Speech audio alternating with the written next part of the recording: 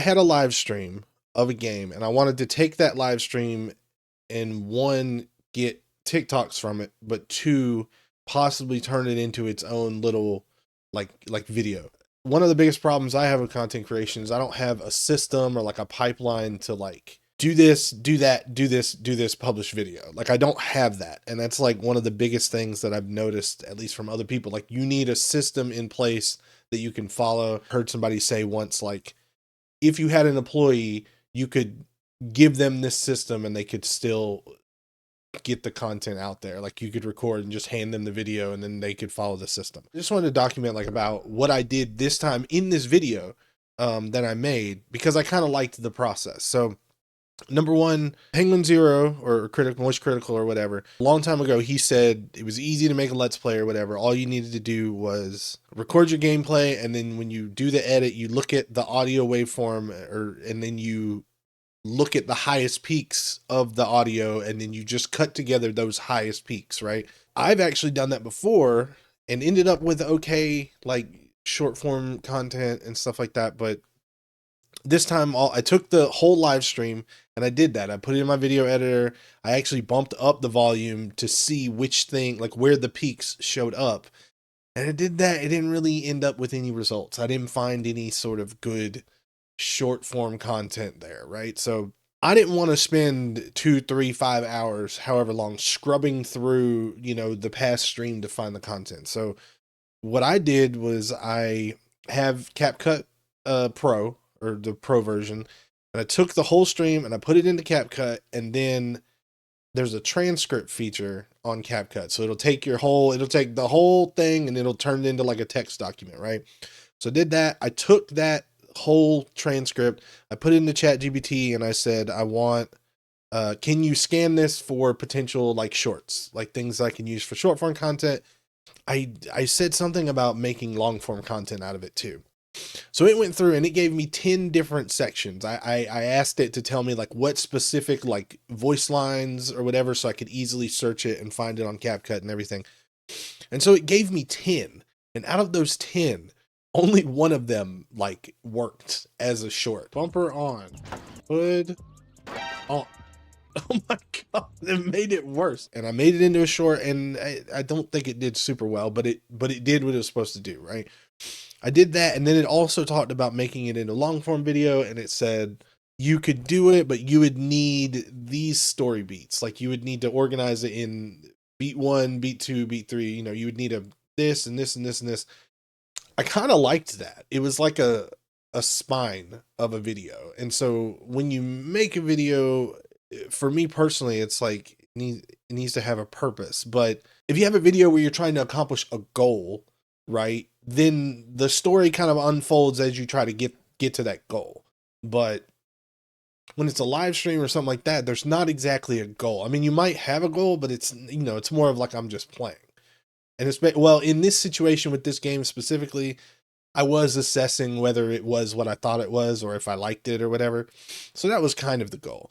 But anyway, it gave me these story beats, and it was like, can you do this, this, this, and this? And I was like, oh, okay, I think I can construct that from the stream that I have. The only thing I needed to do, the first section was a premise, was like the why are we here, what are we doing of the video. And I was like, well, I can just do like a voiceover of that, right? Or I can record that separately. Like, that's fine. It's just an intro. It's not the bulk of the content. So I had it write the premise for me, because I gave it all the context and I had it write the premise for me. And then I rewrote and put the premise in my own words, in order to make it actually sound like a human. I recorded that. And then I went through and I started looking for those story beats while like scrubbing through the footage. But again, from earlier, like the reason I was using ChatGPT and everything is because I didn't want to scrub through the entire thing. So I asked it, hey, can you give me specific voice lines where these story beats occur? It led me on a path, at least, to like get where I was going. So I ended up basically having to like edit the whole thing, but it was faster. I know what specifically within the footage I'm looking for instead of just kind of guessing. So in doing that, it made editing easier. And then once I had all of those kind of story beat moments of like having to drink beer, having to, at least for this game, having to drink beer, having to answer the phone, parts going missing or stuff like that. Like I knew those beats that I was looking for instead of, because most of it was just confusion. Most of the stream was just me being confused because I didn't know what I was doing, and this game was kind of had a large learning curve, right? Once I got those story beats done, then there were parts of those story beats where I reference things earlier in the video that I had cut out because they weren't part of the story beats. But that context was needed because I talk about it during the story beat part. So I had to go back and add in clips that added the context. Now the problem becomes I cut too much, or maybe it's just YouTube seems to be pushing really long videos now, and it's like with that video I made is only like 6 minutes long or maybe less, and it's like, how do you extend that? You know, because you could just leave it, but history shows, or at least especially in the gaming niche, like it's all very very quick, and you have to, you know what I mean? And so if it's not quick and it's very slow, that's like a different audience, which is fine, but that's not the audience that watches that content, I don't think. I don't know. But that's the problem now, is that I think filling it out to like 40 minutes or even 20 minutes, like that seems like a lot. Maybe I need to record like 4 hours of footage and do it. Okay, so I didn't think about this. I just went through the process of thinking of a title, and I don't know if it's good or bad. Like I said, all of this is just me documenting like the process, right? So at first I was like, what do I want to do for a title? Well, I thought, what actually occurs in the video? Well, if we actually look at what occurs, right? Like the main reason I'm there is to assess whether I like this game or not, whether it scratches the kind of mechanic itch that I have. Um, and then ultimately, at the end, I did refund the game, but I thought maybe I could use the refund as an angle as well for it. So a couple of the first titles I came up with.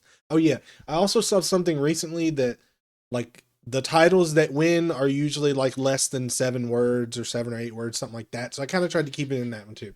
But the first one I had was assessing if I will like my summer car. And like that's too sciency. Like nobody's, you can't assessing, that's a big word. People aren't gonna be okay with that. Will my summer car scratch the mechanic itch? Too much. Too much. Should I refund this game? It's vague. It's a little too vague. You know what I mean? It says nothing about the game, right? My experience of my summer car, because that's what it is, like the experience of my summer car. But none of that really, I don't think catches it. So then I thought, who who is this video for? Right? What's the audience for this video? So number one, what I would like is like I would like to have people that enjoy me, the person, and then they watch the content because I put it out in a way. You know what I mean? That's the ideal, because then if like there's people you probably watch who you're like, oh, I don't even really care what they're doing. I like them. Usually there's going to be shenanigans and hijinks. So it's always, you know what I mean?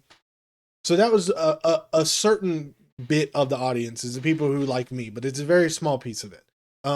People who like my summer car, right? If you enjoy Marvel Rivals, you'll probably watch Marvel Rivals content. Maybe it's a little bit weird because it's like somebody doing a let's play, right? So that's like not people wanting to know if my summer car is good, because that's who I was at the beginning of the process. I wanted to know if the game was good, if I would enjoy it, right? And then I have generally like car gamers, which is I think maybe a subset of gamers that I personally might be able to target, because I think I am one. I think I'm starting to really enjoy like car video games, and I feel like as a sub niche of gaming, that might be something that I could look into. But I would like to aim for people who like me personally, but that's realistically that's such a small amount of people, and it's not going to get me numbers and views and whatnot. So then realistically, we need discovery. So we should go really broad. And that's kind of where you would go like car gamers. That's like a very, very broad, you know what I mean, audience, right?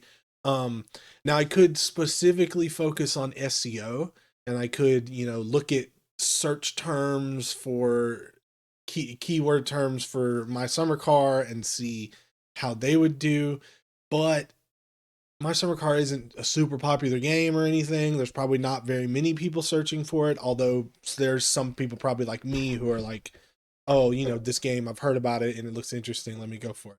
When I thought about doing the general car gamers or like the mechanic stuff, I was like, the content itself is not focused on mechanic. Like, yes, the game is supposed to be like you're building a car, but throughout the video itself, I'm not really, there's no mechanic, what I mean? There's very little mechanic stuff happening.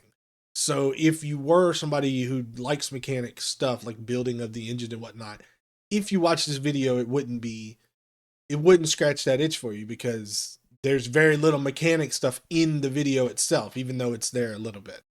Let's see. So, if it were people who liked me specifically, then, it'd be like, did RCL find a new favorite game? Like that would be a time. But it's not, again, that's such a small amount. Um, Again, should I refund this game? This game has no tutorial. I thought maybe that could be an angle of like, this game has no tutorial, you know what I mean? But that doesn't really, and also that would work because I think it would work a little bit because people who are searching for this game in an SEO sense are probably looking for a tutorial. So in a way, if you put in like my summer car tutorial, you could slightly maybe piggyback off of that and be like, oh, I'm making a let's play in the game My Summer Car and I put tutorial in the title and it's still not a tutorial, but it just, this game has no tutorial. I don't know. I thought maybe that could work, but it's kind of, who's going to click on that? If they're looking for a tutorial, if it comes up SEO wise and they click on your video, they're not going to get the tutorial they want. So it's not really, how does my summer car hold up in 2026? That just seems, when you use years, I don't know, years or I don't know, it just who's gonna really realistically, I don't know. Do not buy my summer car. Maybe do not buy my summer car. That's like making a declaration, and somebody might go, "Why? Why shouldn't I buy that?" So like that raises a question in the audience's mind and makes them want to click. Maybe it's not a bad candidate. You know what I mean? So then I thought, who is this gonna be shown to?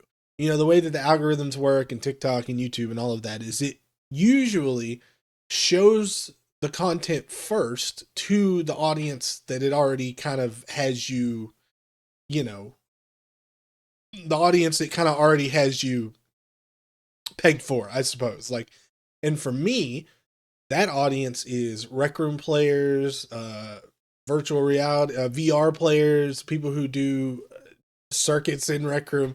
That's a completely different audience.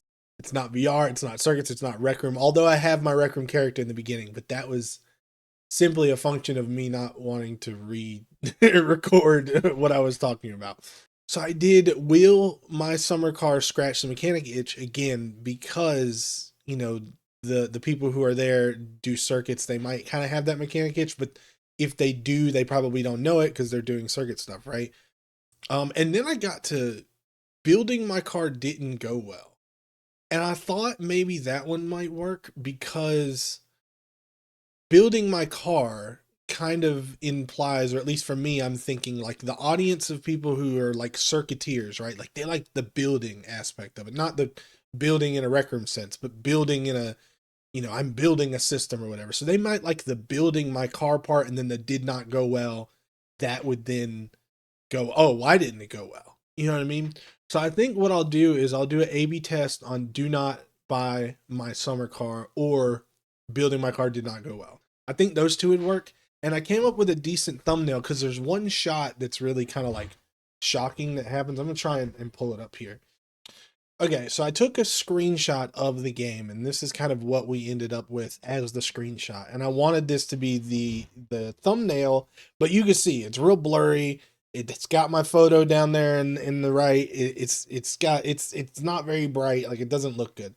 So then what I did was I took that and I gave it to ChatGPT, and I said, okay, I need you to, number one, I described what it was looking at to kind of give it like context so it understood what it was looking at. And then I also gave it specific instructions. So I said, here's context and here's instructions. And in the instructions, I said, erase the photo down here. I said erase this up here. I said make it clear and bright. Just make sure like it's clear and bright, and put the car directly in the center so that it looks very clear what you're looking at, because as a thumbnail, like it's got to be kind of instantly recognizable what you're looking at, right? So I put it all in there and I asked it to generate an image, and the image I got was this.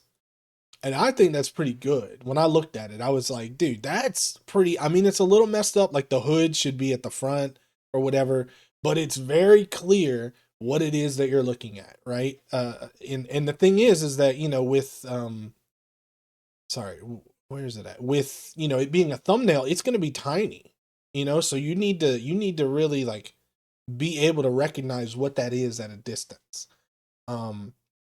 So that's what we did there. And then, of course, I turned it into an actual thumbnail. And that was just this. Like I moved it over, I stretched it a little bit, I put this. The thing with ChatGPT is that it never, even if if you're like, hey, give me a picture that's 1280 by 720, it never does that. So you can see it's like a little bit stretched or whatever, but you can still tell what it is at a distance. Maybe not like there, but we're at 10%. You can tell what that is. It looks, well, maybe not, but you know, it's pretty easy to tell what that is. I think it is anyway. So we're going to put this video out and we're going to see how it does. Again, it's just, that's all my thought process is going into it. And we're going to see if it pays off. I don't think it will. It's a different audience, but at the same time, I think it's been a cool process of just doing it anyway. I enjoyed the process.